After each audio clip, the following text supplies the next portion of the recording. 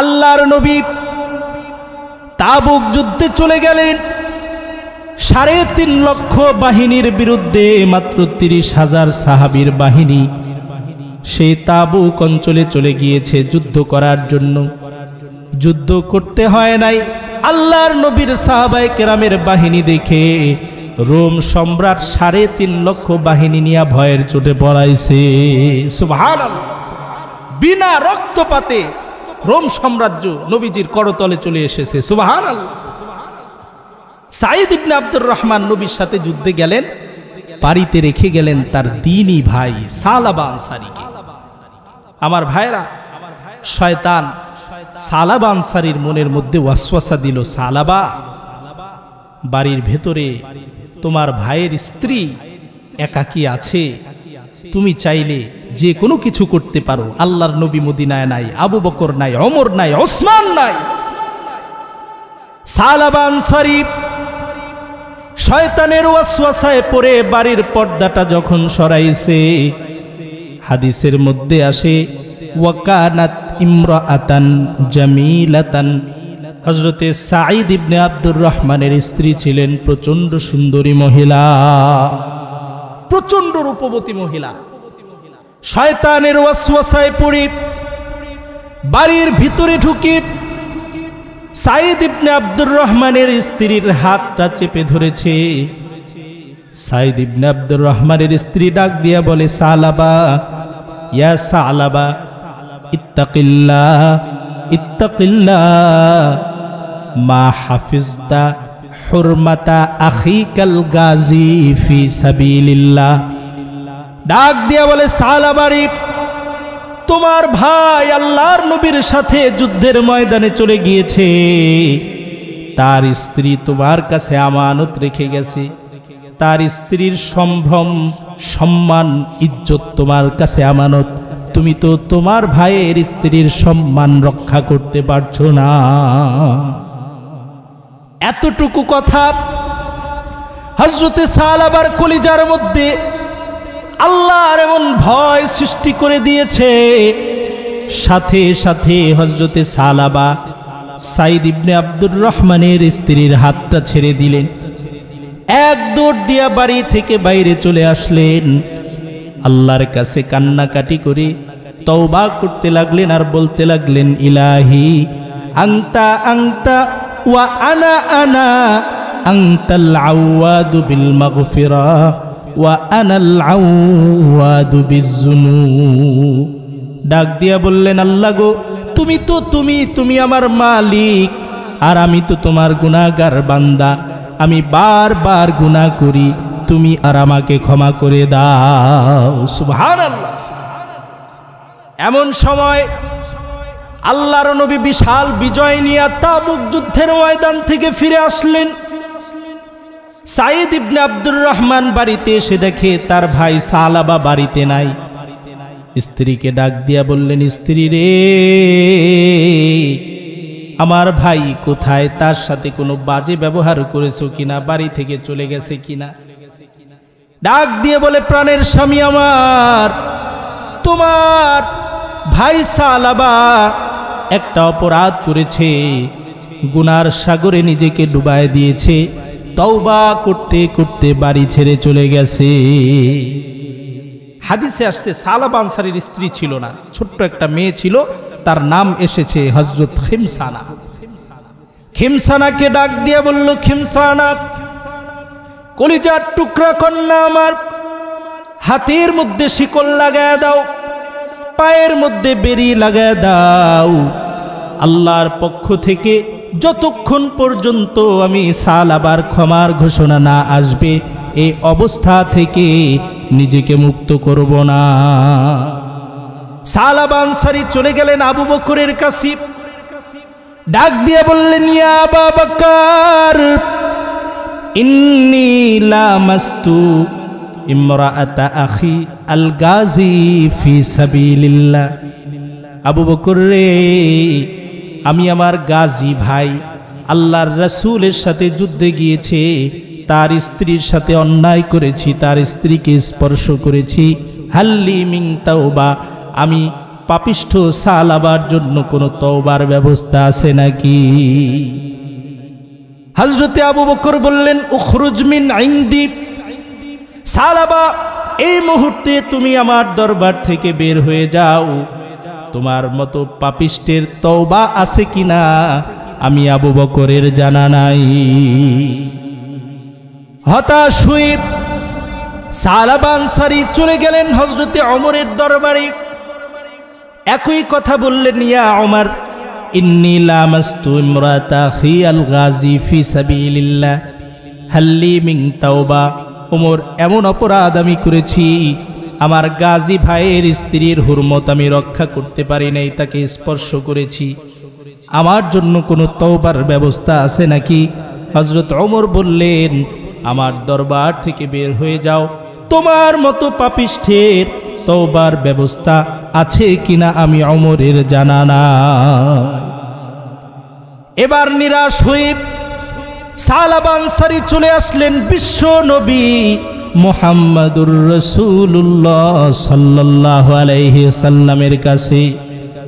আল্লাহর নবী বিশ্ব নবী সালাবা আনসারীর হাতের মধ্যে শিকল, পায়ের মধ্যে বেড়ি লাগানো দেখে নবীজি ডাক দিয়া বললেন, সালাবা, তুমি তো আমাকে জাহান্নামীদের কথা মনে করায় দিলা, কি হয়েছে?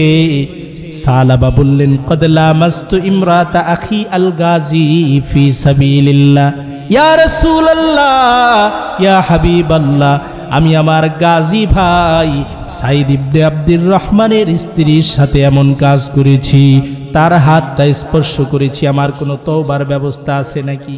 আল্লাহর নবী নারাজ হয়ে মুখটা ফিরায় নিলেন।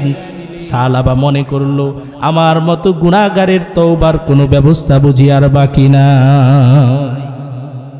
এবার সালাবা বাড়িতে আর গেলেন না, চলে গেলেন পাহাড়ে। পাহাড়ের উপরে গিয়া একইভাবে আল্লাহকে ডাকতে লাগলেন, ইলাহি আনতা আনতা ওয়া আনা আনা, আনতাল আওয়াদু বিল মাগফিরা ওয়া আনাল আওয়াদু বিজ্জুনুব। আল্লাহ, আমি তোমার পাপিষ্ঠ গোলাম, তুমি আমার রব, আমি বারবার গুনাহ করি, তুমি বারবার ক্ষমা করো। সুবহানাল্লাহ।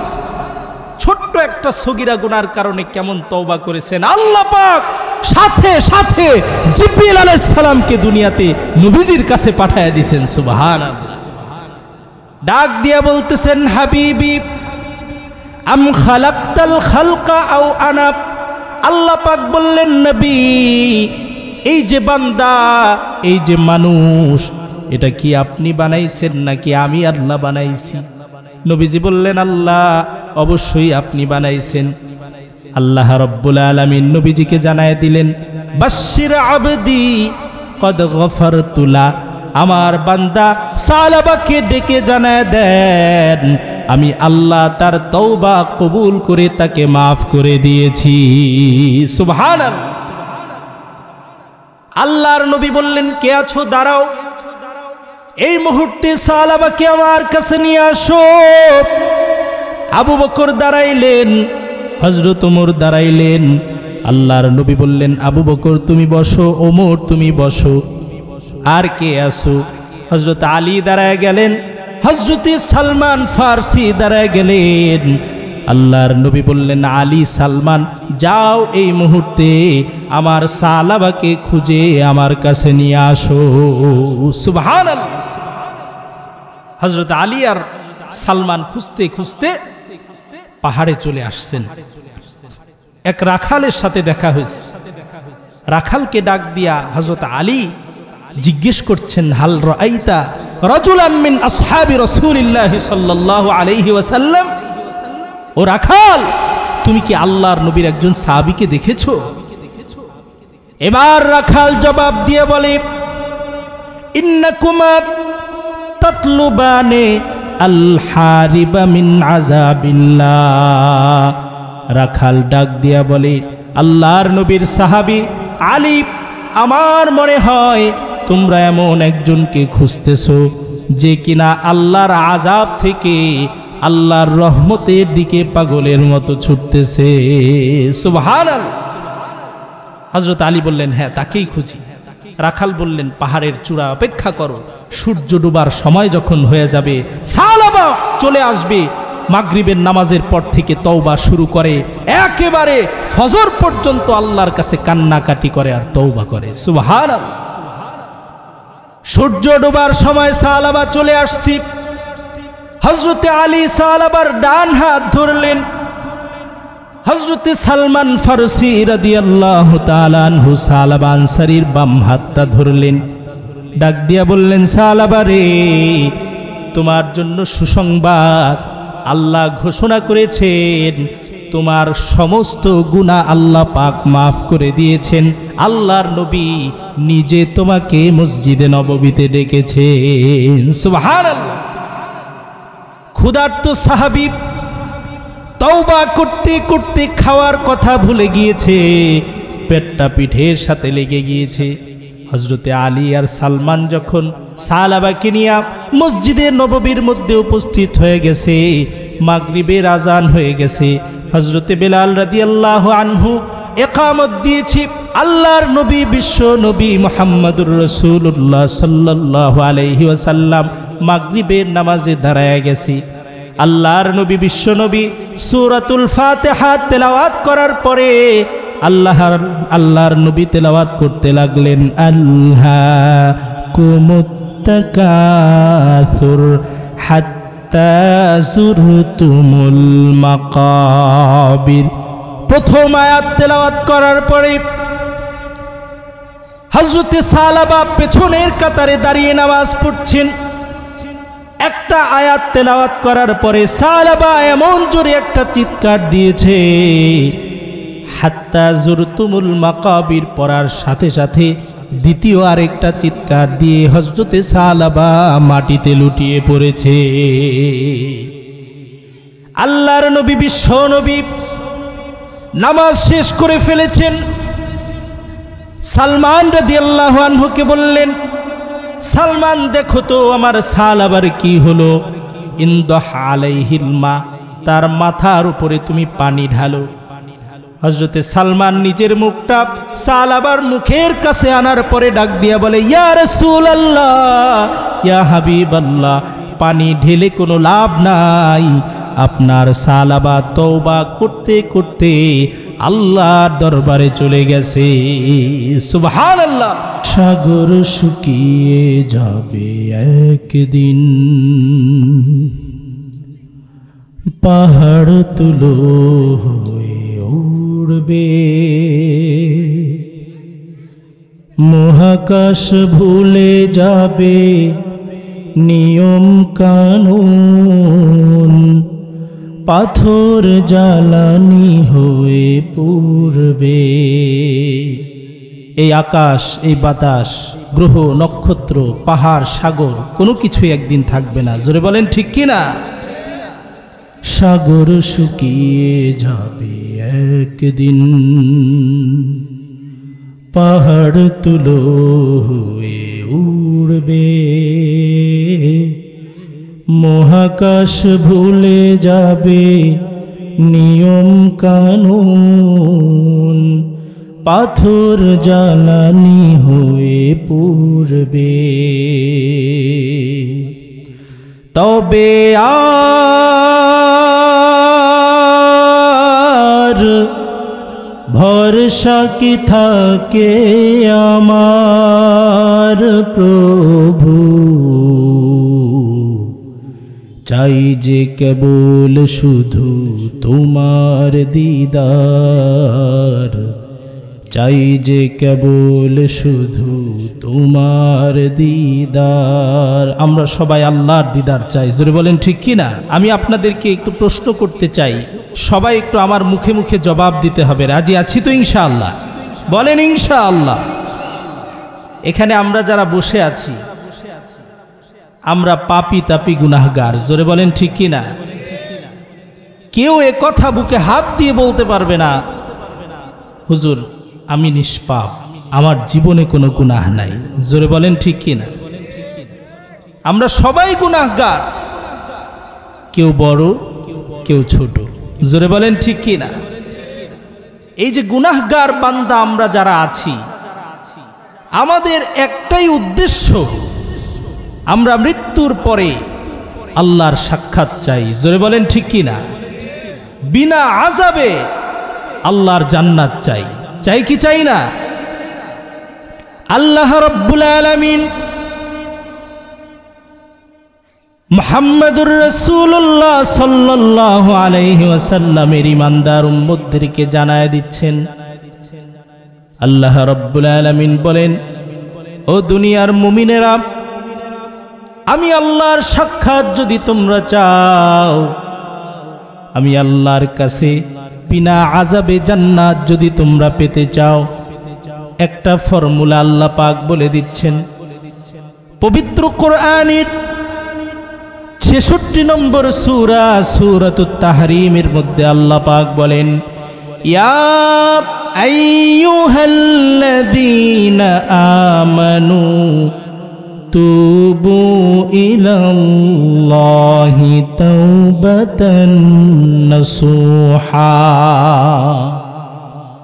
আল্লাহ রাব্বুল আলামিন বলেন, দুনিয়ার মুমিন মুসলমানেরা, আমি আল্লাহর কাছে তোমরা তওবায়ে নাসুহা করো।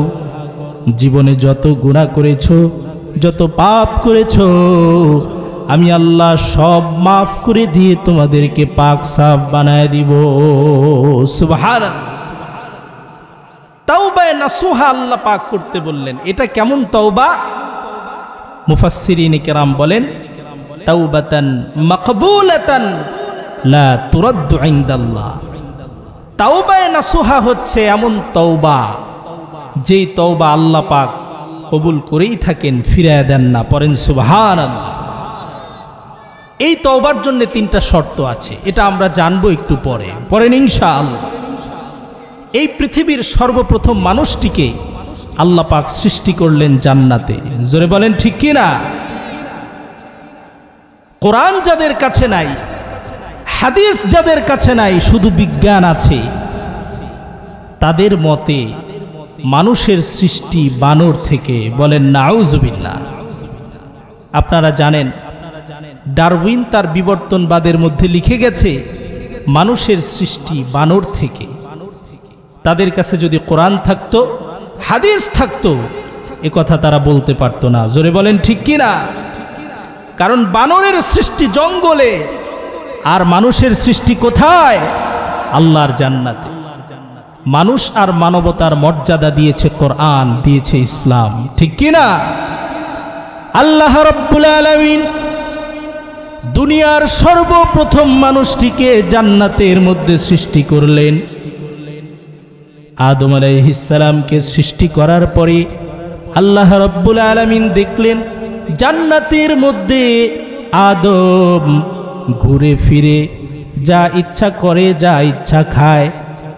আল্লাহ রাব্বুল আলামিন বলেন, আমি দেখলাম আদম বড় একা, তার একজন সঙ্গী দরকার। রব্বুল আলামিন আমাদের আদি পিতা আদমের বাম পাজরের হাড় থেকে আদমের স্ত্রী আমাদের মা হাওয়া আলাইহিস সালামকে তৈরি করলেন। জোরে বলেন ঠিক কিনা? জান্নাতে হলো কয়জন? 2 জন। এবার আল্লাহ রাব্বুল আলামিন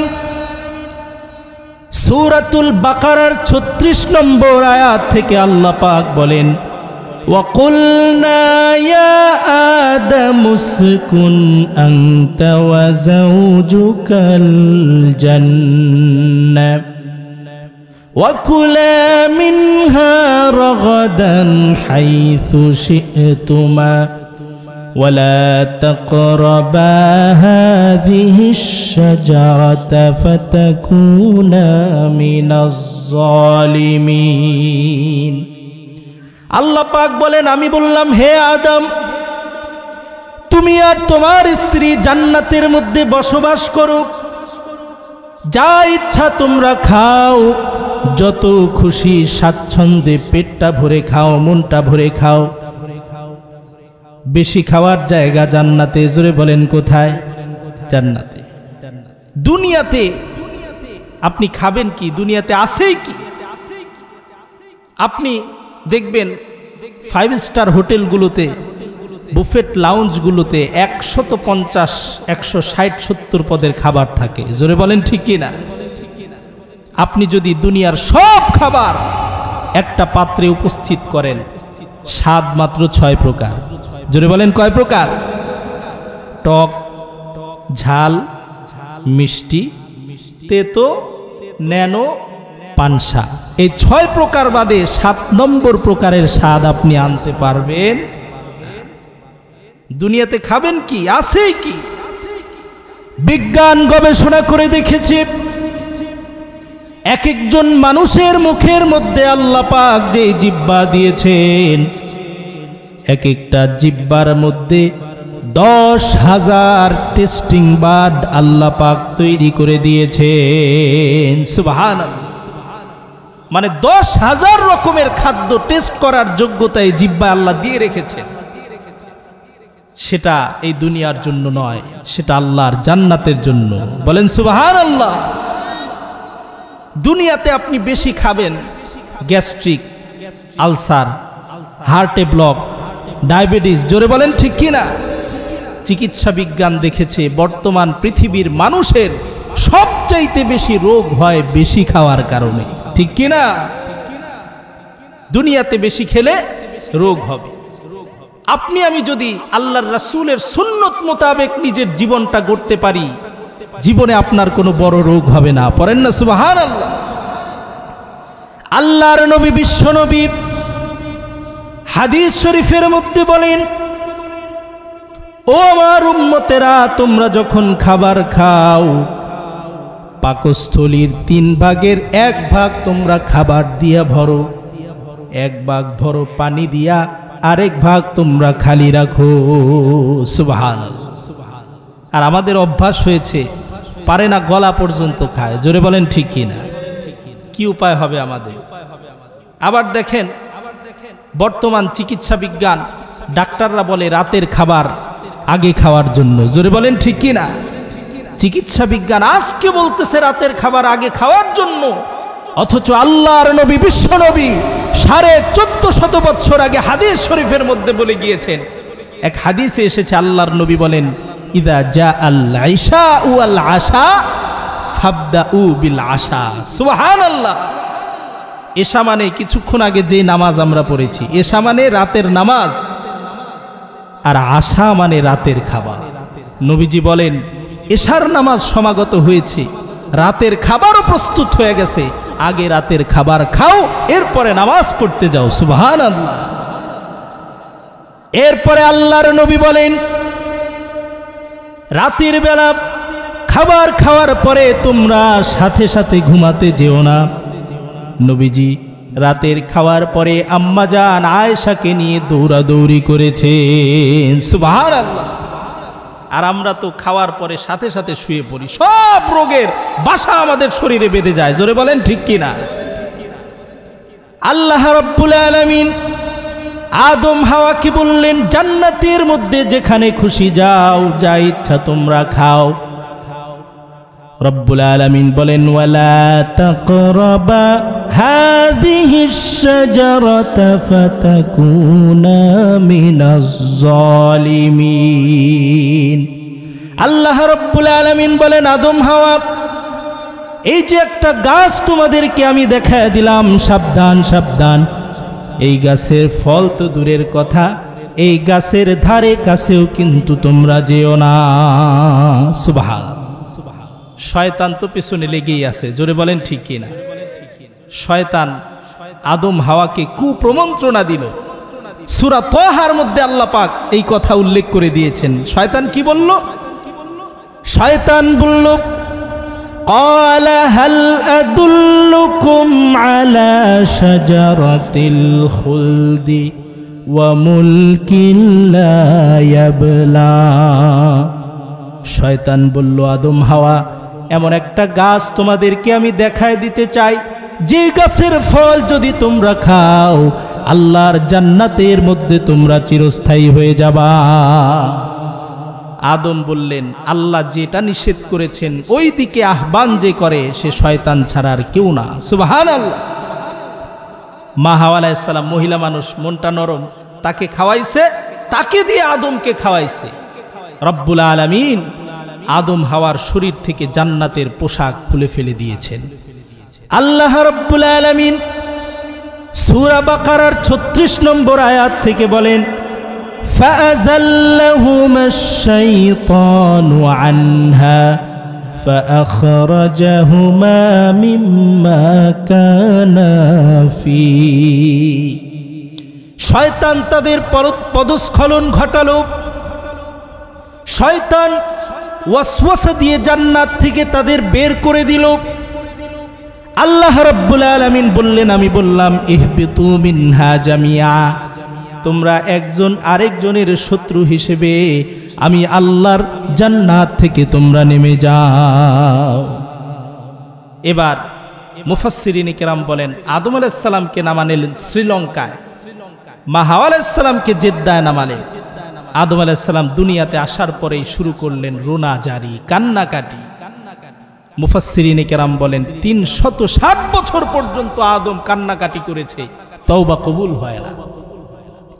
হঠাৎ করে আদম আলাইহিস সালামের মনে পড়ল, আল্লাহ রাব্বুল আলামিন আদমকে জান্নাতের মধ্যে তৈরি করার পরে আদম আলাইহিস সালাম তার ভেতরে আল্লাহ পাক রূহ দেওয়ার পরে সর্বপ্রথম আদম আল্লাহকে একটা সিজদা করেছিল। যে সিজদার সময়টা ছিল দুনিয়ার আসর থেকে মাগরিব পর্যন্ত, যেই সময়, এতটুকু সময় আদম আল্লাহকে সিজদা করলো। আল্লাহ রাব্বুল আলামিন বললেন, ইয়া আদম উরফা রাসাক, ও আদম তুমি তোমার মাথা উঠাও। ফারফা রাসাহু ফারাআ ইসমা মুহাম্মাদিন ফি সুরাদিকিল আরশিল মুআল্লা। আদম আলাইহিস সালাম বলেন, সিজদা থেকে মাথা উঠানোর পরে আল্লাহ পাকের আরশে আজিমের দিকে আমি যখন নজর করেছি, তাকায় দেখি আল্লাহ পাকের আরশে আজিমের উপরে আল্লাহ পাকের নামের সাথে কার নাম যেন দেখা যায়। সুবহানাল্লাহ।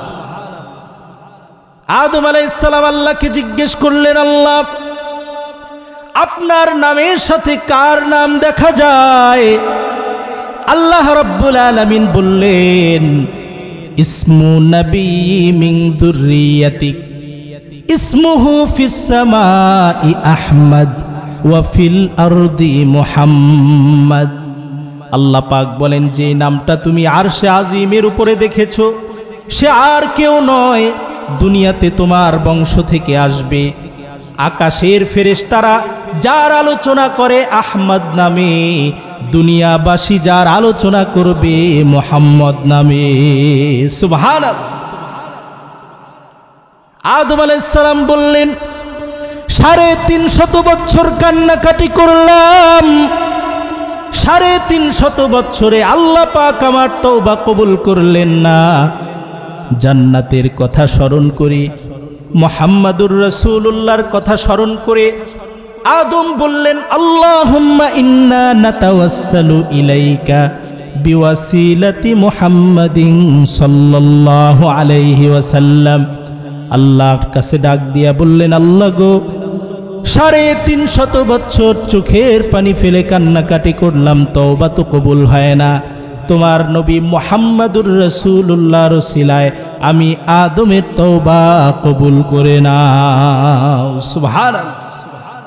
আল্লাহ পাক আদমের তওবা কবুল করার জন্য তার অন্তরের মধ্যে কিছু শব্দ ঢেলে দিলেন। পড়েন সুবহানাল্লাহ। সূরা বাকারার মধ্যে আল্লাহ পাক সেটাও বলছেন, ফাতালাক্কা আদামু মির রাব্বিহি কালিমাতিন ফাতাবা আলাইহি ইন্নাহু হুয়াত তাওয়াবুর রাহিম।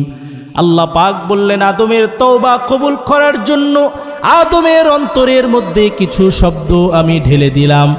সেই শব্দগুলো পড়ে আদম যখন আল্লাহর কাছে তওবা করলো, আল্লাহ রাব্বুল আলামিন সাথে সাথে আদমের তওবা কবুল করলেন। সুবহানাল্লাহ।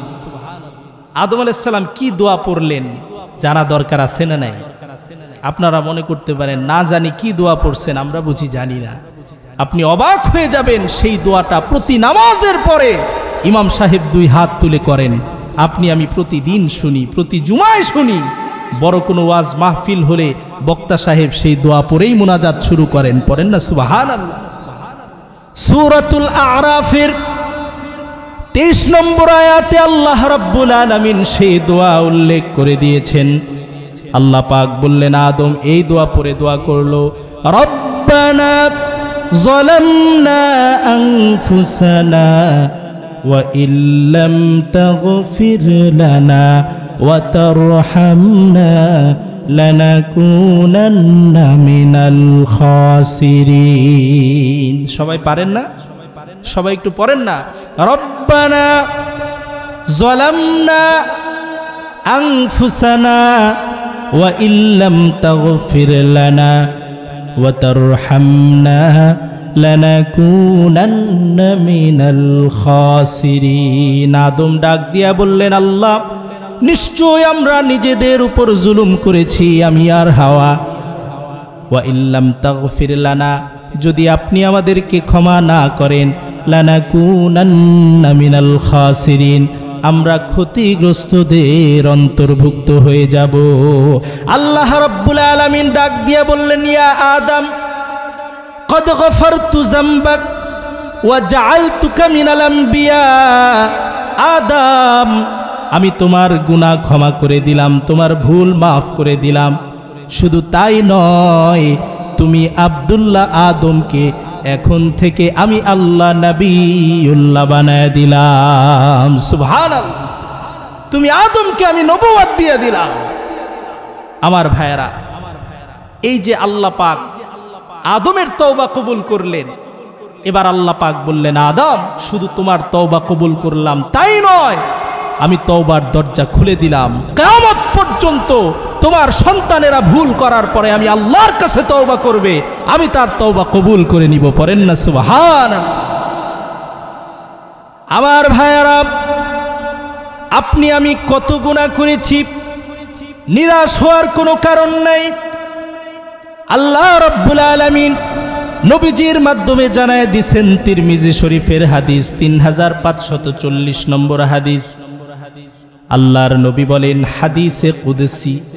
হাদিসে কুদসি বলা হয় ওই হাদিসকে যে বক্তব্যটা সরাসরি আল্লাহর, কিন্তু বলিয়েছেন নবীর মুখ দিয়া। আল্লাহ রাব্বুল আলামিন বলেন, ইয়া ইবনা আদম লাউ বালাগাত যুনুবুকা আনানাস সামা সুম্মা আস্তাগফারতানি লাগফারতু লাক। আল্লাহ পাক বলেন, হে আদম সন্তান, তোমার গুনাহ জমতে জমতে যদি আসমানের মেঘমালা ছুঁয়ে ফেলে, এরপরেও যদি তুমি আমি আল্লাহর কাছে তওবা করো, আমি আল্লাহ তোমার আসমানের মেঘমালা সমান গুনাহগুলোকে মাফ করে তোমাকে পাক বানায় দিব। সুবহানাল্লাহ। আমার ভাইরা, শুরুতেই বলেছিলাম এই তওবা জন্য শর্ত 3টা। জোরে বলেন কয়টা? 1 নম্বরে হচ্ছে অনুশোচনা করতে হবে। আপনি গুনাহ করেছেন, আপনার ভিতরে যদি অনুশোচনা না থাকে, আপনার তওবা কবুল হবে না। আমাদের সবচেয়ে বড় সমস্যা হচ্ছে পাপকে আমরা পাপ মনে করি না। জোরে বলেন ঠিক কি না? মনে করেন আপনি নামাজ পড়েন না, কিন্তু আপনার মধ্যে অপরাধ বোধ আছে। আপনি বেনামাজি ফাসেক ঠিক আছে, কিন্তু আপনি বেঈমান হন নাই, মুমিন হয়ে এখনো আছে। আপনি যদি নামাজকে টিটকারা করেন যে সমস্ত নামাজের কোনো দরকার নাই, আপনার ঈমানটাও থাকবে না, সাথে সাথে বেঈমান কাফের হয়ে যাবে। কেউ যদি মনে করে গান বাজনা আমি করতেছি, কিন্তু এই কাজটা হারাম, আমি অন্যায় করতেছি, ফাসেক হবে ঠিকই, বেঈমান হবে না। যদি বলে হুজুররা কোথায় পাইছে গান বাজনা হারাম, উল্টা রিয়াকশন দেখায়, সাথে সাথে দামি ঈমানটা হারায় ফেলবে। এজন্য তওবার 1 নম্বর শর্ত হচ্ছে নাদামাত, অনুশোচনা। আমার ভাইয়েরা, আপনার গুনাহের কারণে অনুশোচনা হলো কি হলো না কিভাবে বুঝবেন?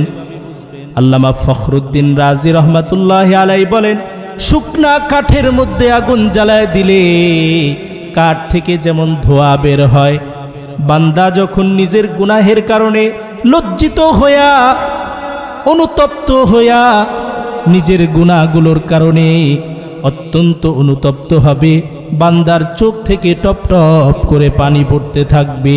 চোখ দিয়ে পানি বের হলে বোঝা যাবে গুনাহের কারণে বান্দার কলিজায় আগুন লেগেছে। আল্লাহর নবীর সাহাবীরা কেমন তওবা করেছেন একটা হাদিস শোনাই। হযরতে আলী রাদিয়াল্লাহু আনহু বর্ণনা করেন, লাম্মা আখান নবী সাল্লাল্লাহু আলাইহি ওয়াসাল্লাম বাইনাল মুহাজিরিন ওয়াল আনসার, হিজরতের পরে আল্লাহর নবী বিশ্ব নবী মুহাজির আর আনসার সাহাবীদের মধ্যে ভ্রাতৃত্বের বন্ধন করে দিলেন। মুহাজির যারা মক্কার অধিবাসী, অনেক টাকার মালিক, অনেক সম্পদের মালিক, কিন্তু মদিনায় হিজরত করার পরে তাদের ঘরও নাই, সম্পদও নাই। জোরে বলেন ঠিক কিনা? ইসলাম কত সুন্দর! আল্লাহ পাক আল্লাহর নবী একজন আনসারকে ডাকলেন, একজন মুহাজিরকে ডাকলেন, বললেন আজকে থেকে তোমরা ভাই, এক বাড়িতে থাকবা, একসাথে খাওয়া দাওয়া করবা। সুবহানাল্লাহ। আহা বাইনা সাঈদ ইবনে আব্দুর রহমান ওয়া সালাবাত আল আনসারী, হযরতে সালাবা আনসারী আর সাঈদ ইবনে আব্দুর রহমান, এই দুইজনের মধ্যে আল্লাহর নবী ভ্রাতৃত্বের বন্ধন করে দিলেন। এক বাড়িতে থাকবে, সালাবার বাড়িতে সাঈদ ইবনে আব্দুর রহমান থাকবে। কিছুদিন পরে তাবুক যুদ্ধের ঘোষণা চলে আসলো। আমার ভাইয়েরা, তাবুক মদিনা থেকে অনেক দূরে। আপনি এখনো যদি গুগল ম্যাপে দেখেন, দেখবেন প্রায় 750 কিলোমিটার, একেবারে ইরাকের বর্ডারে তাবুক অঞ্চল অবস্থিত। আল্লাহর নবী তাবুক যুদ্ধে চলে গেলেন। 3.5 লক্ষ বাহিনীর বিরুদ্ধে মাত্র 30,000 সাহাবীর বাহিনী সেই তাবুক অঞ্চলে চলে গিয়েছে যুদ্ধ করার জন্য। যুদ্ধ করতে হয় নাই, আল্লাহর নবীর সাহাবায়ে কেরামের বাহিনী দেখে রোম সম্রাট 3.5 লক্ষ বাহিনী নিয়ে ভয়ের চোটে পড়াইছে। সুবহানাল্লাহ। বিনা রক্তপাতে রোম সাম্রাজ্য নবীজির করতলে চলে এসেছে। সুবহানাল্লাহ। সাঈদ ইবনে আব্দুর রহমান নবীর সাথে যুদ্ধে গেলেন, বাড়িতে রেখে গেলেন তার দ্বীনি ভাই সালাবা আনসারীকে। আমার ভাইরা, শয়তান সালাবা আনসারীর মনের মধ্যে ওয়াসওয়াসা দিল, সালাবা, বাড়ির ভেতরে তোমার ভাইয়ের স্ত্রী একাকী আছে, তুমি চাইলে যে কোনো কিছু করতে পারো। আল্লাহর নবী মদিনায় নাই, আবু বকর নাই, ওমর নাই, ওসমান নাই। সালাবা আনসারী শয়তানের ওয়াসওয়াসায় পড়ে বাড়ির পর্দাটা যখন সরাইছে, হাদিসের মধ্যে আসে ওয়াকানাত ইমরাআতান জামিলাতান, হযরতে সাঈদ ইবনে আব্দুর রহমানের স্ত্রী ছিলেন প্রচন্ড সুন্দরী মহিলা, প্রচন্ড রূপবতী মহিলা। শয়তানের ওয়াসওয়াসায় পড়ে বাড়ির ভিতরে ঢুকে সাঈদ ইবনে আব্দুর রহমানের স্ত্রীর হাতটা চেপে ধরেছে। সাঈদ ইবনে আব্দুর রহমানের স্ত্রী ডাক দিয়া বলে, সালাবা, ইয়া সালাবা, ইত্তাকিল্লাহ, ইত্তাকিল্লাহ, মা হাফিজতা হুরমাতা আখিকাল গাজী ফি সাবিলিল্লাহ। ডাক দিয়া বলে, সালাবারি, তোমার ভাই আল্লাহর নবীর সাথে যুদ্ধের ময়দানে চলে গিয়েছে, তার স্ত্রী তোমার কাছে আমানত রেখে গেছে, তার স্ত্রীর সম্ভ্রম, সম্মান, ইজ্জত তোমার কাছে আমানত। তুমি তো তোমার ভাইয়ের স্ত্রীর সম্মান রক্ষা করতে পারছো না। এতটুকু কথা হযরতে সালাবার কলিজার মধ্যে আল্লাহর এমন ভয় সৃষ্টি করে দিয়েছে। সাথে সাথে হযরতে সালাবা সাঈদ ইবনে আব্দুর রহমানের স্ত্রীর হাতটা ছেড়ে দিলেন, এক দৌড় দিয়া বাড়ি থেকে বাইরে চলে আসলেন। আল্লাহর কাছে কান্নাকাটি করে তওবা করতে লাগলেন আর বলতে লাগলেন, ইলাহি আনতা আনতা ওয়া আনা আনা, আনতাল আওয়াদু বিল মাগফিরা ওয়া আনাল আওয়াদু বিজ্জুনুব। ডাক দিয়া বললেন, আল্লাহ গো, তুমি তো তুমি আমার মালিক, আর আমি তো তোমার গুনাহগার বান্দা, আমি বারবার গুনাহ করি, তুমি আর আমাকে ক্ষমা করে দাও। সুবহানাল্লাহ। এমন সময় আল্লাহর নবী বিশাল বিজয় নিয়ে তাবুক যুদ্ধের ময়দান থেকে ফিরে আসলেন। সাঈদ ইবনে আব্দুর রহমান বাড়িতে এসে দেখে তার ভাই সালাবা বাড়িতে নাই। স্ত্রীকে ডাক দিয়া বললেন, স্ত্রী রে, আমার ভাই কোথায়? তার সাথে কোনো বাজে ব্যবহার করেছো কিনা? বাড়ি থেকে চলে গেছে কিনা? ডাক দিয়ে বলে, প্রাণের স্বামী আমার, তোমার ভাই সালাবা একটা অপরাধ করেছে, গুনার সাগরে নিজেকে ডুবায় দিয়েছে, তওবা করতে করতে বাড়ি ছেড়ে চলে গেছে। হাদিসে আসছে সালাবা আনসারীর স্ত্রী ছিল না, ছোট্ট একটা মেয়ে ছিল, তার নাম এসেছে হযরত খিমসানা।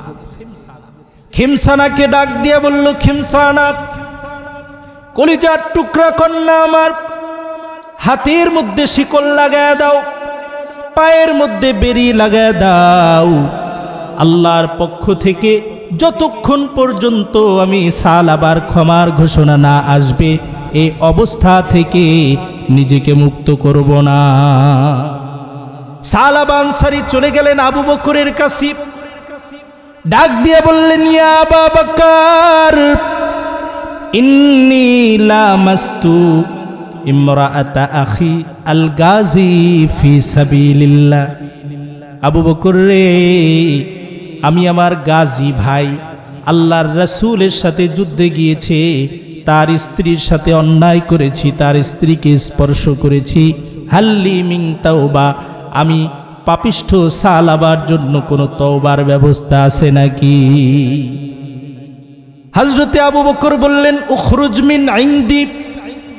সালাবা, এই মুহূর্তে তুমি আমার দরবার থেকে বের হয়ে যাও। তোমার মতো পাপিষ্টের তওবা আছে কিনা আমি আবু বকরের জানা নাই। হতাশ হয়ে সালাবা আনসারী চলে গেলেন হযরতে ওমরের দরবারে। একই কথা বললেন, ইয়া ওমর, ইন্নী লামাস্তু ইমরাতা আখি আল গাজী ফি সাবিলিল্লাহ হাল্লি মিন তাওবা। ওমর, এমন অপরাধ আমি করেছি, আমার গাজী ভাইয়ের স্ত্রীর হুরমত আমি রক্ষা করতে পারি নাই, তাকে স্পর্শ করেছি, আমার জন্য কোনো তওবার ব্যবস্থা আছে নাকি? হযরত ওমর বললেন, আমার দরবার থেকে বের হয়ে যাও, তোমার মতো পাপিষ্ঠের তওবার ব্যবস্থা আছে কিনা আমি ওমরের জানা নাই। এবার নিরাশ হয়ে সালাবা আনসারী চলে আসলেন বিশ্ব নবী মুহাম্মাদুর রাসূলুল্লাহ সাল্লাল্লাহু আলাইহি সাল্লামের কাছে।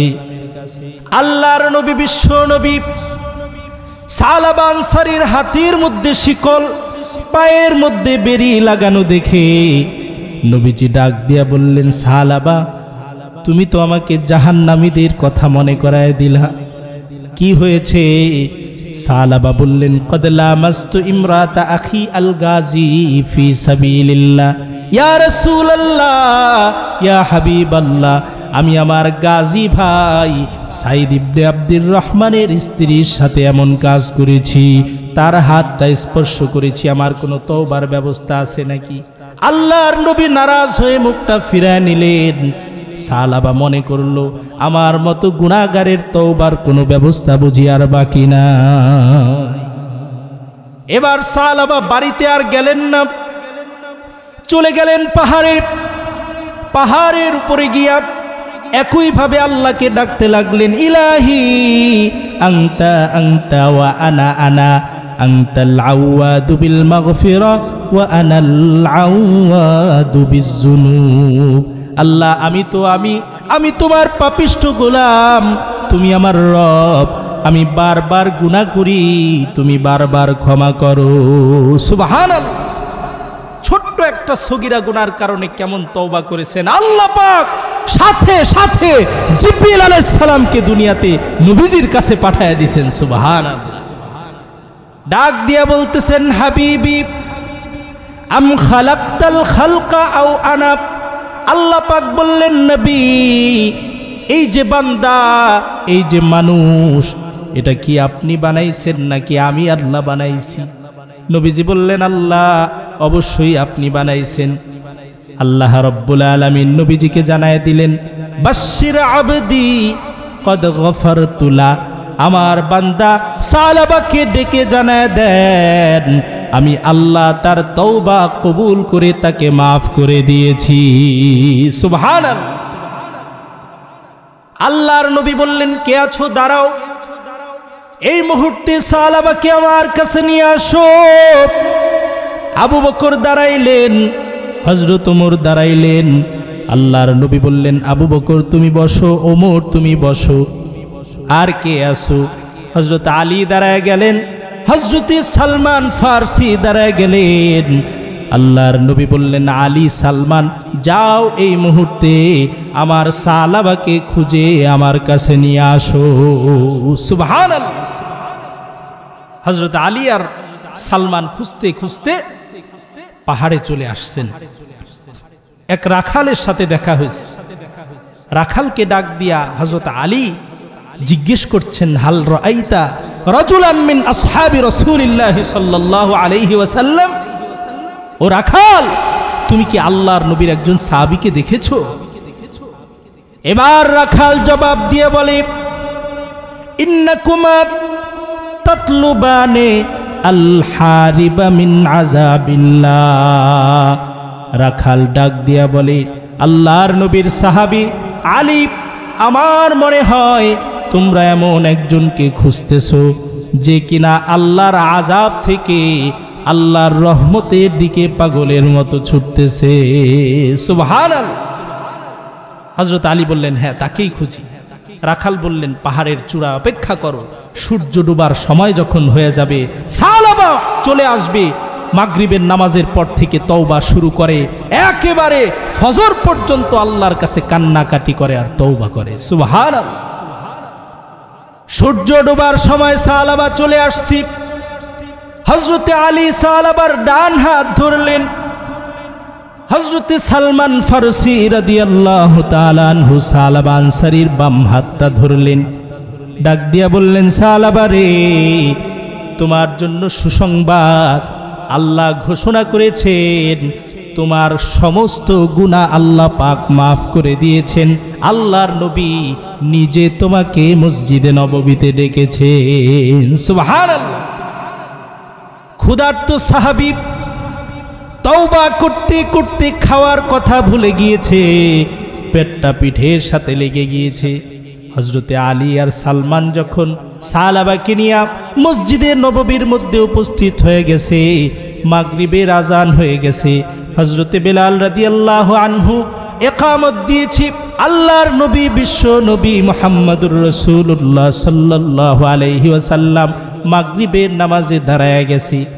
আল্লাহর বিশ্ব নবী সূরাতুল ফাতিহা তেলাওয়াত করার পরে আল্লাহর নবী তেলাওয়াত করতে লাগলেন, আল্লাকুমুত তাকাসুর হাত্তা যুরতুমুল মাকাবির।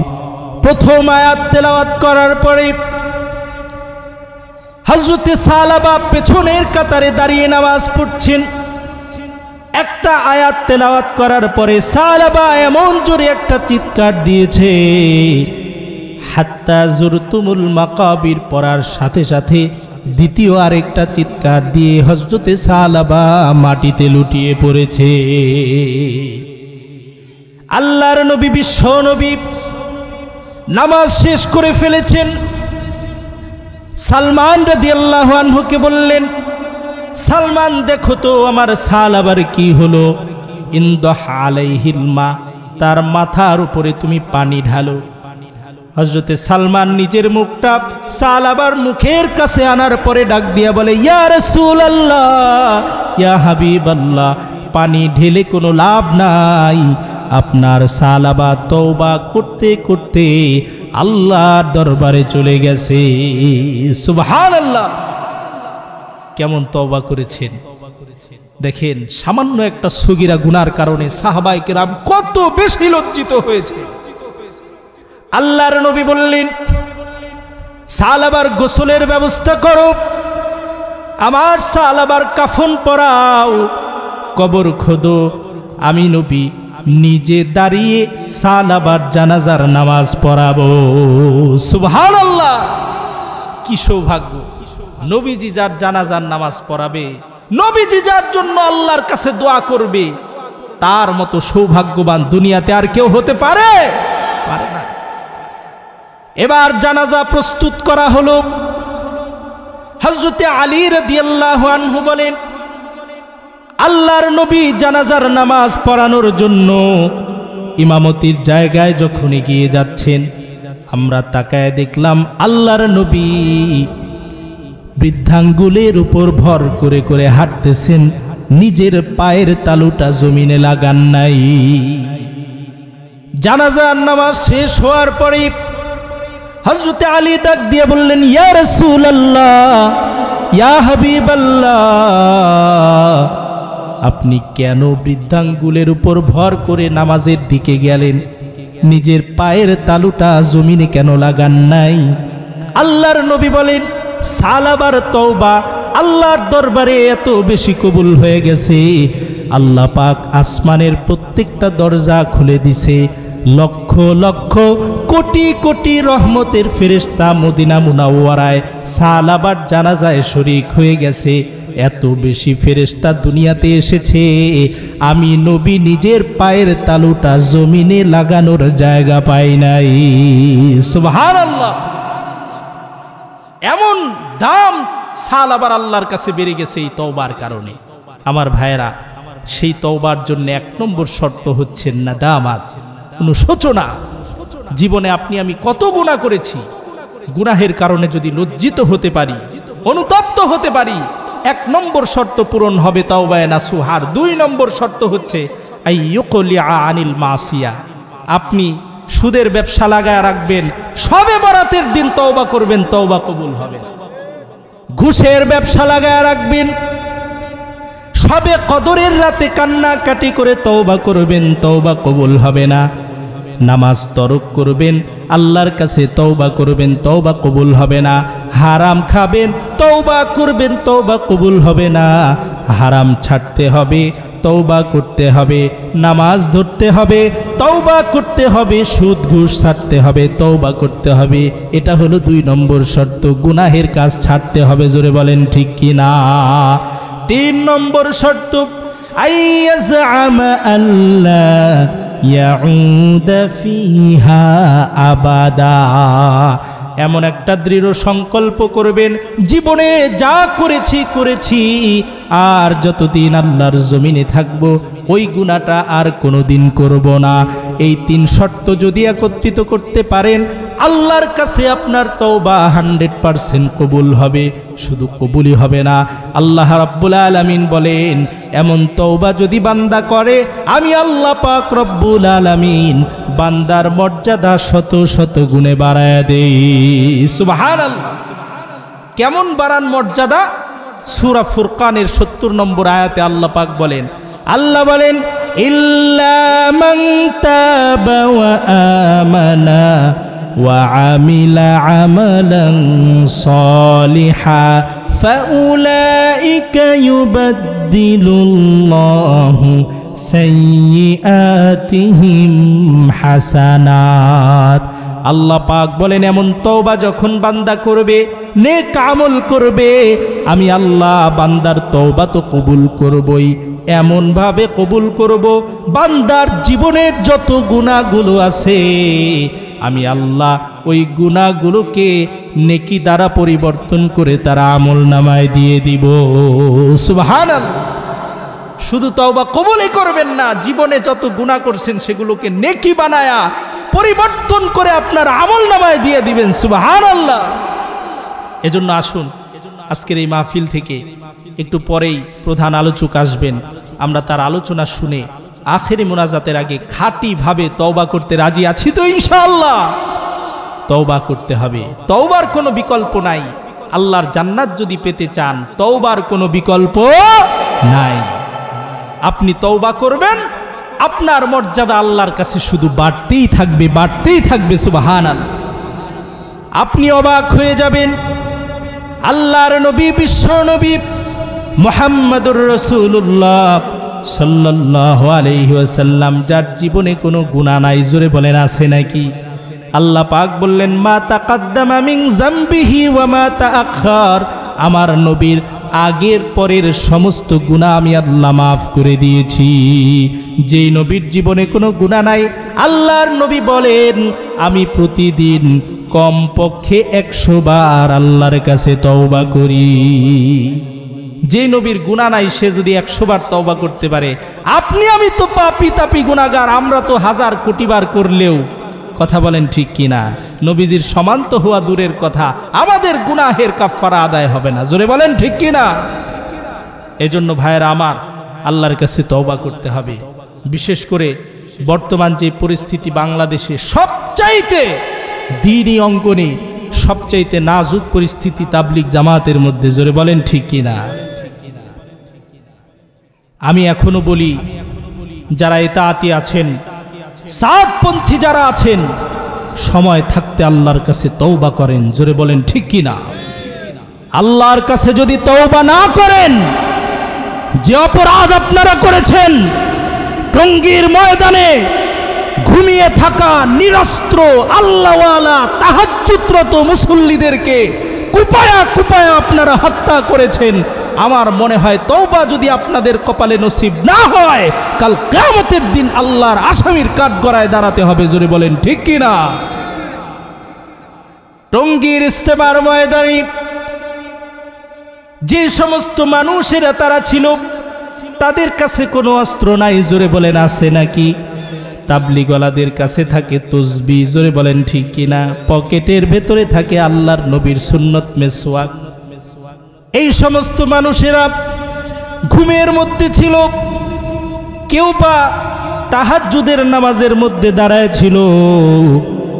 তোমরা এত পাষণ হইলা, সারা জীবন তাবলিগ করলা, মানুষের পিঠের মধ্যে হাত বুলাইলা, সারা জীবন মানুষের পিঠে হাত বুলায়া নিজের জান মাল নিজের সময় খরচ করে আল্লাহর রাস্তায় বের হইয়া আল্লাহর নায়েবে নবী আলেমদেরকে এভাবে হত্যা করলা, তোমাদেরকে একটু বুক কাঁপলো না?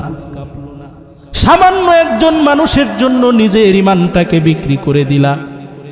আফসোস তোমাদের জন্য, এখনো সময় আছে, আল্লাহ পাক তওবার দরজা বন্ধ করেন নাই, জোরে বলেন ঠিক কিনা?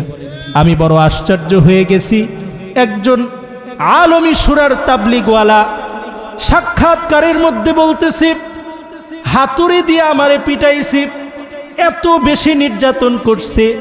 এই কথা বলার পরে সে এই কথা বলল না আল্লাহ যেন ওদের ধ্বংস করে দেয়, সে সর্বপ্রথম বলল আল্লাহ যেন ওদেরকে হেদায়েত দিয়ে দেয়। সুবহানাল্লাহ!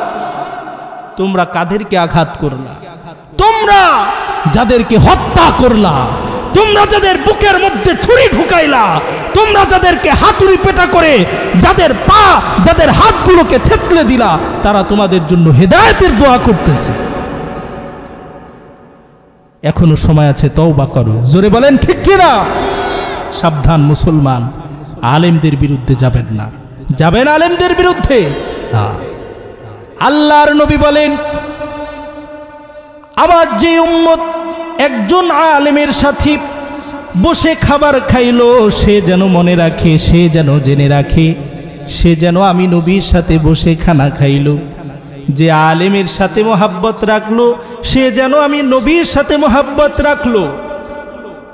নবীজি এক হাদিসের মধ্যে বলেন, কুন আলিমান আও মুতাআল্লিমান আও মুঈনান আও মুহিব্বান ওয়ালা তাকুনিল খামিসাতা ফাতাহলুক। আল্লাহর নবী বললেন, কুন আলিমান, যদি সম্ভব হয় তুমি আলেম হও, আও মুতাআল্লিমান, যদি আলেম না হতে পারো আলেমের ছাত্র হও। 3 নম্বরে নবী বললেন, আও মুঈনান, যদি ছাত্র না হতে পারো আলেমকে সহযোগিতাকারী হও। এই যে দারুন নাজাত হিফজুল কোরআন মাদ্রাসা, ছোট্ট ছোট্ট বেগুনা মাসুম বাচ্চারা কোরআন শিখে, হাদিস শিখে, জোরে বলেন ঠিক কিনা?